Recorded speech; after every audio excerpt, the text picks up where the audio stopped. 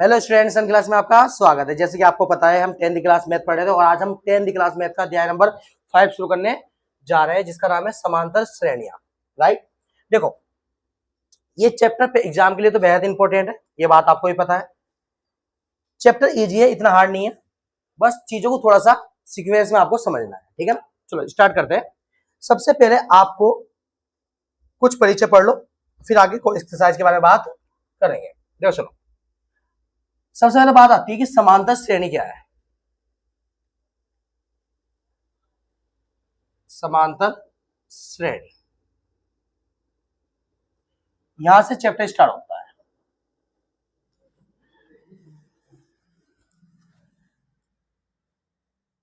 चलो देखो, संख्याओं की एक ऐसी श्रृंखला जिनमें दो क्रमागत संख्याओं के बीच का अंतर क्या हो, हमेशा समान हो।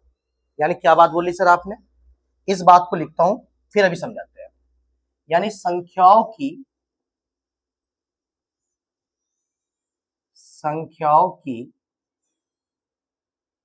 एक ऐसी श्रृंखला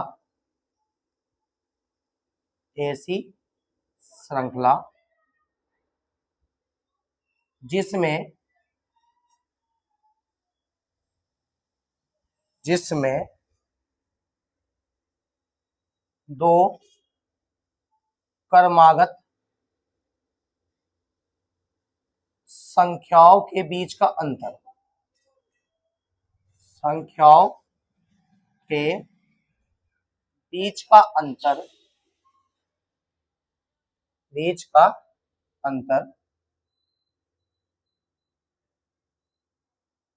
समान हो, उसे हम क्या बोलते हैं, एपी के नाम से जानते हैं।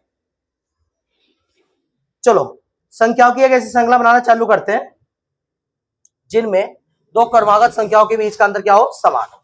चलो उदाहरण लेते हैं। उदाहरण आपके पास है, जैसे बोलो 5, 10, 15, 20,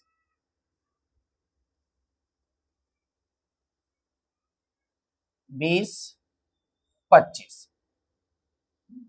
तो ये संख्याओं की एक ऐसी श्रृंखला है जिनमें दो क्रमागत संख्याओं के बीच का अंतर कितना है, बाबू, समान है। चेक कर लो, यहां भी दो क्रमागत संख्याओं के बीच का अंतर 5 है, यहां भी दो क्रमागत संख्याओं के बीच का अंतर 5 है, यहां भी दो क्रमागत संख्याओं के बीच का अंतर 5 है, यहां भी दो क्रमागत संख्याओं के बीच का अंतर 5 है। तो अगर आप ऐसी श्रृंखला बना रहे हो जिनमें दो क्रमागत संख्याओं के बीच का अंतर अगर हमेशा समान है, तो उसे हम क्या बोलेंगे, समांतर श्रेणी के नाम से जानेंगे। एक और उदाहरण ले लो, 9, 12, 15, 18, 21 डेट डेज। तो यहां अगर चेक करें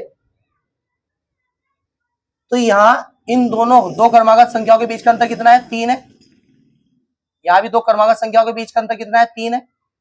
यहां भी दो क्रमागत संख्याओं के बीच का अंतर कितना है, 3 है। यहां भी दो क्रमागत संख्याओं के बीच का अंतर कितना है, 3 है।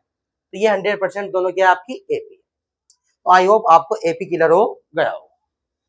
अब एपी में जो ये अंतर है, जो दो क्रमागत संख्याओं के बीच का जो ये अंतर निकल के आ रहा है, यहाँ 3 निकल के आ रहा है और यहाँ 5 निकल के आ रहा है, इसे बोलते हैं सर्वांतर। क्या बोलते हैं वो, सर्वांतर।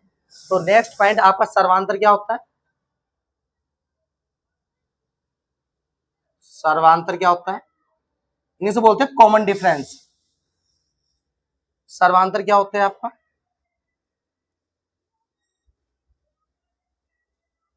समांतर श्रेणी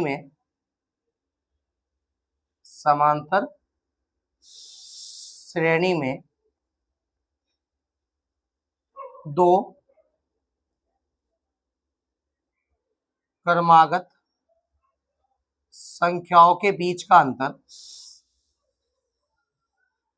के बीच के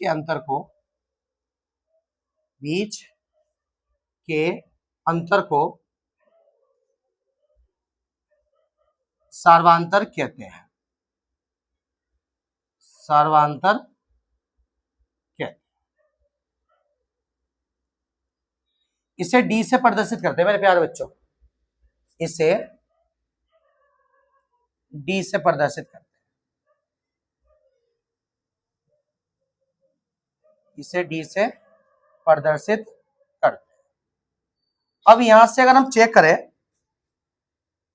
जैसे मैंने कोई भी एक एपी दी, एपी कोई मैंने एक उदाहरण दिया एपी का, मैंने आपको एपी दी 5, 15, 25 और आपकी 35 DSD, इस टाइप की मैंने अगर आपको एपी दी, कोई दिक्कत तो नहीं है। तो इस एपी में क्या सोचने वाली बात है, समझो बात वगैरह। जो इस एपी में जो ये वाला नंबर है, पहला वाला नंबर, इसे बोलते हैं प्रथम पद,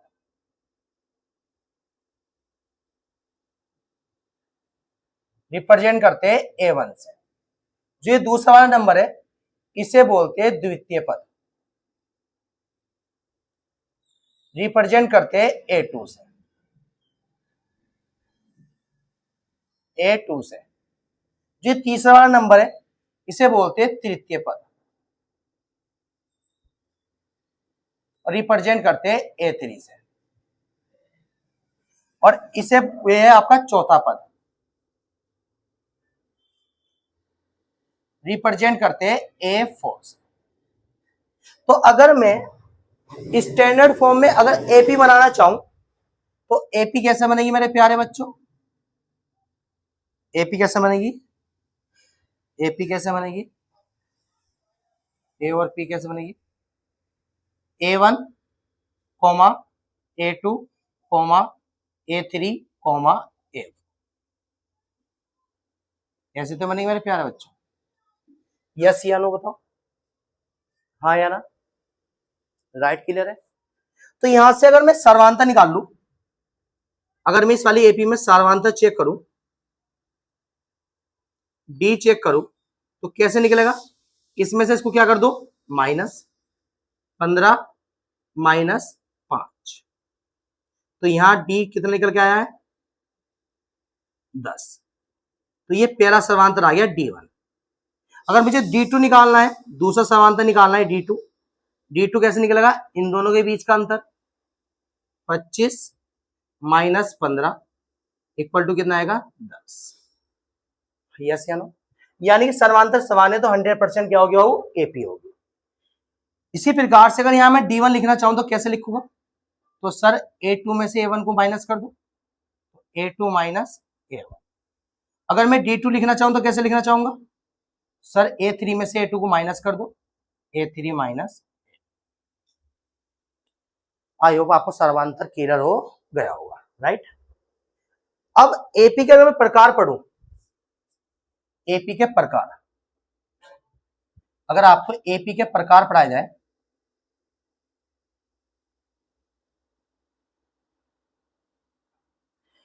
टाइप्स ऑफ एपी, चलो एपी के अगर प्रकार के बारे में बात करो मेरे प्यारे बच्चों, एपी दो प्रकार की होती है,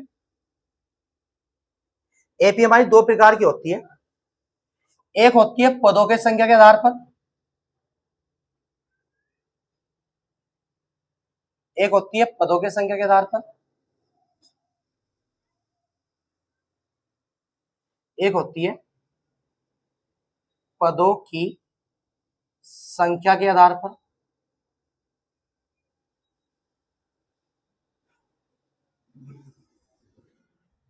आधार पर, और एक होती है सार्वधातुक के आधार पर, सार्वधातुक के आधार पर। सर पदों के आधार पर कौन कौन सी एपी होती है, पदों के आधार पर एपी दो प्रकार की है मेरे प्यारे बच्चों। पदों के आधार पर एपी कोड चेक करें तो एपी दो प्रकार की है, पदों के आधार पर चेक करा जाए। पदों के आधार पर एपी है, एक होती है परिमित एपी, परिमित समांतर श्रेणी,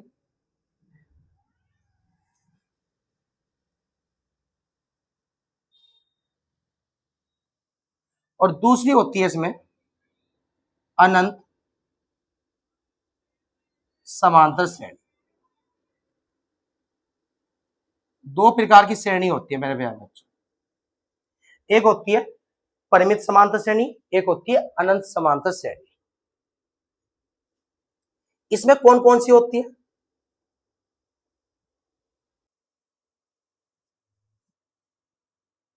इसमें आपकी तीन प्रकार की होती है।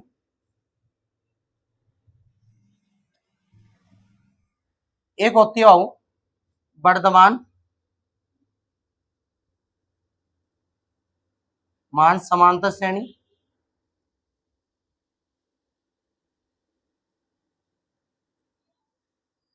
दूसरी इसमें होती है ह्रासमान समांतर श्रेणी,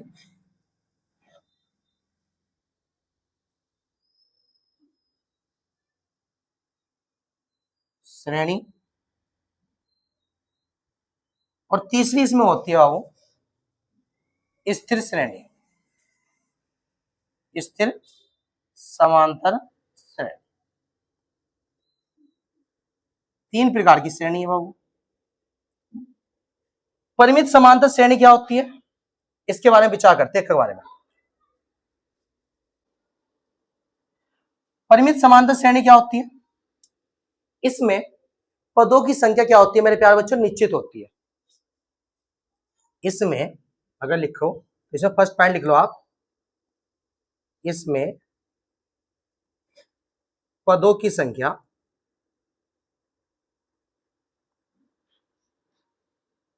निश्चित होती है।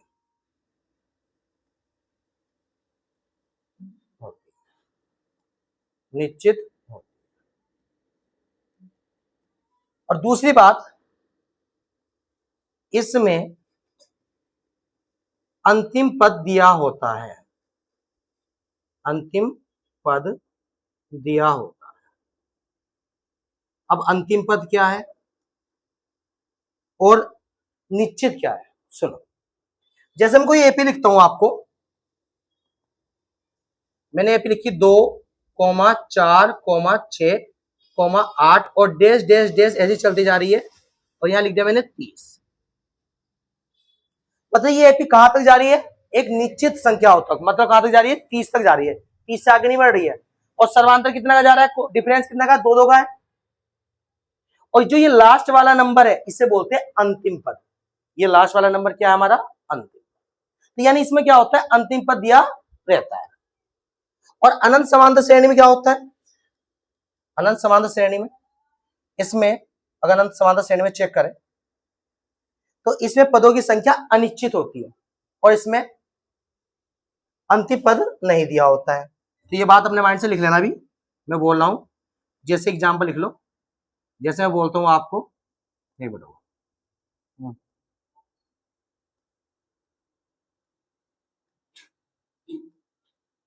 चलो, ए बी। अगर मैं देता हूं 2,4,6,8, डे डे डे, मैंने ऐसे लिख दिया, तो ये अनंत तक जा रही है, खत्म ही नहीं हो रही। कहां तक लेके जाओगे आप? इनफिनाइट तक लेके जाओगे। तो इसमें अंतिम पद दिया है, इसमें अंतिम पद नहीं दिया। तो इसमें अंतिम पदों की संख्या अनिश्चित होती है। इसमें अगर चेक करें तो इसमें अंतिम पदों की संख्या क्या होती है? अनिश्चित होती है, और इसमें अंतिम पद नहीं दिया होता। राइट, इतनी बात समझ में आ गई। अब वर्तमान, ह्रासमान और स्थिर समांतर श्रेणी के बारे में बात करेंगे। अब बात करते हैं वर्धमान मान समांतर श्रेणी। चलो इसको देखो,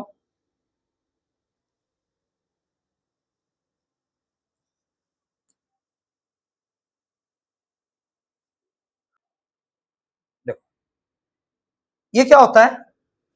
जब सर्वांतर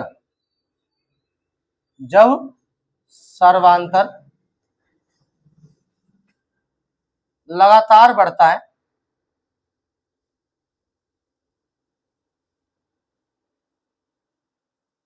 अर्थात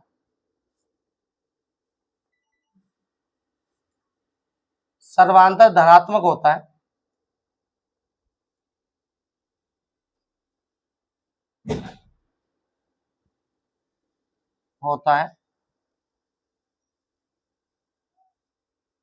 तो उस प्रकार को हम क्या बोलते हैं, वर्धमान समांतर श्रेणी।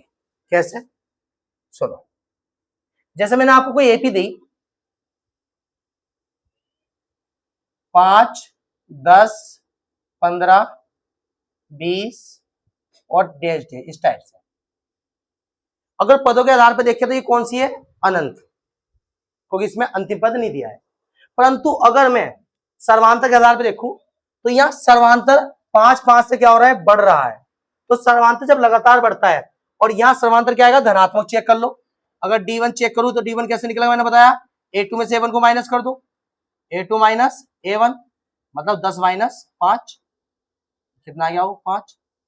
यहाँ सर्वांतर कितना आएगा आपका, हमेशा धनात्मक आएगा। तो इस प्रकार की एपी को हम क्या बोलते हैं, वर्धमान समांतर श्रेणी। दूसरी होती है ह्रासमान। दूसरी कौन सी होती है, वो ह्रासमान। दूसरी होती है आपके पास ह्रासमान समांतर श्रेणी।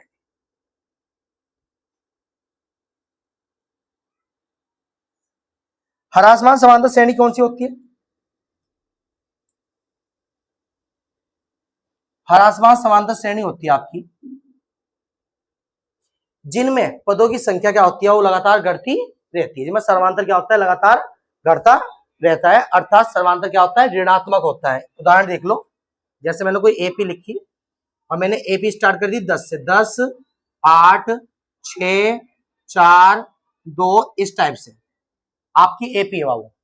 तो यहाँ क्या हो रहा है, सर्वांतर कितने का है, 2 का डिफरेंस है, और सर्वांतर लगातार क्या हो रहा है, घट रहा है। जब सर्वांतर लगातार घटता है मतलब ऋणात्मक आता है। ऋणात्मक कैसे आएगा, चेक कर लो, D1 चेक करोगे तो कैसे निकलेगा, A2 माइनस A1। तो A2 की वैल्यू कितनी है 8 और A1 की वैल्यू कितनी है 10, यहां से आएगा माइनस के 2। तो यहाँ समांतर क्या है वो, ऋणात्मक। तो ये कौन सी एपी कहलाएगी आपकी, ह्रासमान समांतर श्रेणी। एक होती है निश्चित स्थिर, तीसरी होती है वो स्थिर समांतर श्रेणी। इसके बारे में विचार करो, तीसरी है वो स्थिर समांतर श्रेणी। अब सर स्थिर समांतर श्रेणी क्या है, स्थिर समांतर श्रेणी होती है जब समांतर क्या होता है, वो फिक्स होता है, समांतर बदलता नहीं, ना तो बढ़ता है ना घटता है। जैसे मान लिया मैंने स्थिर होना चाहिए समांतर, जैसे मैंने एपी बनाई कोई 7, 7, 7, 7, 7, 7, इस टाइप के बना दिया। तो यहाँ अगर डी चेक करूं तो अगर मैं D1 करूं तो यहाँ आएगा 7, A2 माइनस A1, 7 माइनस 7 तो इक्वल टू कितना आएगा 0। यानी एक ऐसी श्रेणी जिनके दो क्रमागत संख्याओं के बीच का अंतर कितना होता है, 0 हो। तो इस प्रकार की जो एपी बनेगी वो कौन सी बनेगी, स्थिर समांतर श्रेणी बनेगी, क्योंकि यहाँ समांतर क्या है बाबू आपका 0 है। यस या नो। चलो अब एक बात और समझने का प्रयास करो। चलो जैसे मैं आपको एक एपी लिखता हूं, मैंने आपको लिखा प्रथम पद,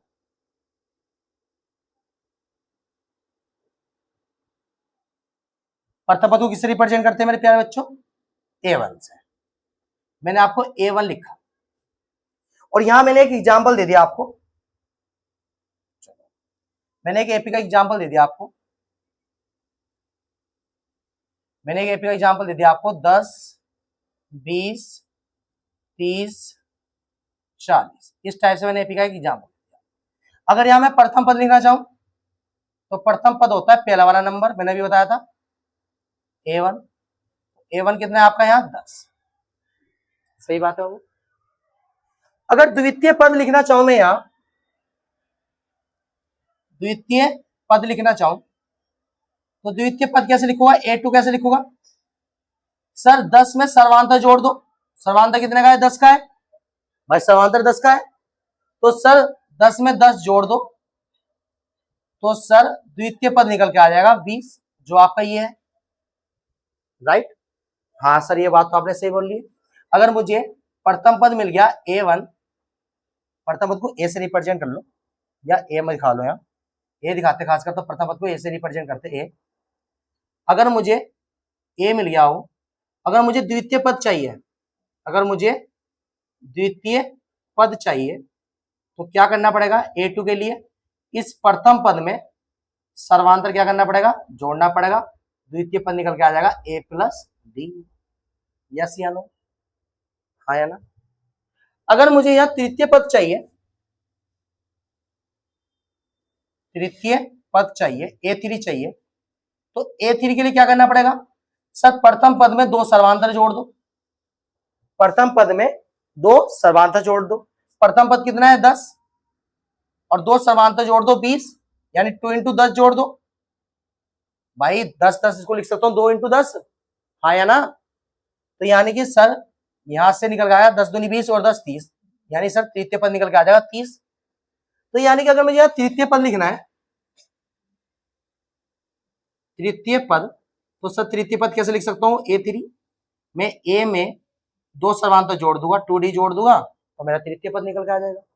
उसी प्रकार से अगर चौथा पद निकालना होगा, चौथा पद निकालना होगा तो सर A4 निकालना है तो प्रथम पद में 3 सर्वांतर जोड़ दो भाई, प्रथम पद में 1 10 और जोड़ दो, चौथा पद आ जाएगा, 3 सर्वांतर जोड़ दो 1 2 3, चौथा पद आ जाएगा, 10 या 30 और 1 10 40। क्या सोचने वाली बात। उसी प्रकार से अगर मुझे पांचवा पद निकालना है, A5 निकालना है, तो सर क्या करो, ए प्रथम पद में 4 सर्वांतर जोड़ दो, यानी 1 10 और जोड़ दो, अगला पद कौन सा आएगा 50, 40 के बाद अगला कौन सा आएगा 50, प्रथम पद 10 है और 4 सर्वांतर 40 हो जाएगा, 40 में 10 जोड़ दो कितना आएगा 50। उसी प्रकार से मुझे nवा पद जोड़ना है, अगर nवा पद, an का मतलब होता है nवा पद, मतलब 6वां भी हो सकता है, 7वां भी हो सकता है, 8वां भी हो सकता है, 9वां भी हो सकता है, 10वां भी हो सकता है, 11वां भी हो सकता है, कोई सा भी हो सकता है, nवा पद ही है। अगर मुझे nवा पद निकालना है तो क्या हो रहा है, देखो यहाँ एक सीक्वेंस नंबर बनना है, एक चीज बननी है। अगर ये 5 है तो यहाँ कितना आ रहा है 4 आ रहा है, यहाँ 4 है तो यहाँ कितना आ रहा है 3 आ रहा है, यहाँ 3 है तो यहाँ कितना आ रहा है 2 आ रहा है, मतलब इसमें से एक नंबर क्या हो रहा है माइनस हो रहा है सर्वांतर का। उसी प्रकार से अगर A तो रहेगा, अगर मुझे 4 लिखना है तो 5 में से 1 घटा दो जब 4 आएगा, अगर 3 लिखना है तो 4 में से 1 घटा दो 3 आएगा। उसी प्रकार अगर मुझे यहाँ लिखना है तो यहाँ n में से क्या कर दो 1 माइनस कर दो, दिया जाए। तो ये हो गया nवा पद। nवा पद आप इस तरीके से निकाल सकते हो, A प्लस n-1 इंटू, ये वो चीज और समझनी थी आपको, ये आपकी मोस्ट IMP चीज है, इस पे सवाल आएंगे आपके।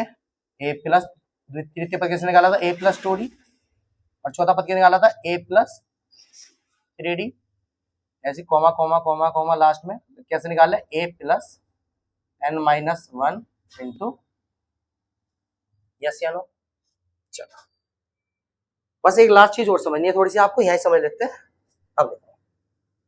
अब एक चीज और समझ लो मेरे प्यारे बच्चों, देखो अगर मैं A5 लिखता हूं तो A5 को मैं कैसे लिख सकता हूं, मैं लिख सकता हूं A प्लस 4D, मतलब चौथा पद लिख रहा हूं, सॉरी पांचवा पद लिख रहा हूं। अगर मैं A6 को लिखूंगा तो कैसे लिखूंगा मैं A प्लस 5D। अगर मैं A7 को लिखना चाहूंगा तो कैसे लिखूंगा बच्चों A प्लस 6D, एक नंबर कम करके। अगर मैं 20वां पद लिखना चाह रहा हूं, A20 लिखना चाह रहा हूं तो A20 कैसे लिखूंगा मैं A प्लस 19D। अगर मैं A21 लिखना चाह रहा हूं तो 21वां पद कैसे लिखूंगा A प्लस 20D, एक नंबर कम करके। अगर मैं 48वां पद लिखना चाह रहा हूं तो कैसे लिखूंगा A प्लस 47D, यस या नो। यानी एक नंबर माइनस करके क्या करना है उसको लिखना होता है।